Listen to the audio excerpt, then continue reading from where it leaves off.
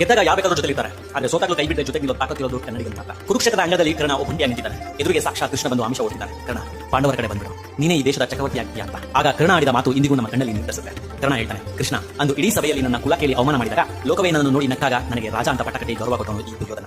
ಈಗ ಅವನು ಸೋಲು ಆಗಿದ್ದಾನೆ ಅಂತ ಗೊತ್ತಾದ ತಕ್ಷಣ ನಾನು ಬೆನ್ನು ತೋರಿಸಿ ಹೋಗ್ಬೇಕಾ? ರಾಜ್ಯ ಸಿದ್ದಿರು ಪರವಾಗಿಲ್ಲ ಕೃಷ್ಣ, ನನ್ನ ಗೆಳೆಯಿಂದಾಗಿ ಸಾಯೋದಕ್ಕೆ ನಾನು ಸಿದ್ಧ ಅಂತಾನೆ. ಇದೇ ಕಾರಣಕ್ಕೆ ಕಂಡ್ರೆ ಎಲ್ರಿಗೂ ಕರ್ಣ ಇಷ್ಟ ಆಗೋದು. ಮಹಾಭಾರತದಲ್ಲಿ ಕರ್ಣನ ಪಾತ್ರ ಓದುವಾಗ ಹೃದಯ ಪಾರವಾಗಿ ಕಣ್ಣಂಚಲಿ ನೀರು ಚಿಕ್ಕುತ್ತೆ.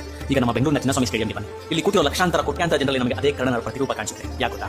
ಭಾರತೀಯ ಸಂಸ್ಕೃತಿಯಲ್ಲಿ 18 ಅನ್ನೋದು ಬರೀ ಸಂಖ್ಯೆ ಅಲ್ಲ, ಅದೊಂದು ದೈವಿಕ ಶಕ್ತಿ. ಮಹಾಭಾರತದಲ್ಲಿ 18 ಪರ್ವಗಳು, ಕುರುಕ್ಷೇತ್ರ ಯುದ್ಧ ನಡೆದಿದ್ದು 18 ದಿನ, ಭಗವದ್ಗೀತೆಯಲ್ಲಿರೋದು 18 ಅಧ್ಯಾಯಗಳು, ಶಬರಿಮಲೆಯ ಮೆಟ್ಟಿಲುಗಳು ಕೂಡ 18. ವಿಶೇಷ ಅಂದ್ರೆ ನಮ್ಮ ಆರ್‌ಸಿಬಿ IPL ಕಪ್ ಗೆದ್ದಿದ್ದು ಕೂಡ 18 ವರ್ಷಗಳ ಕಾಯುವಿಕೆ ಅಂತ.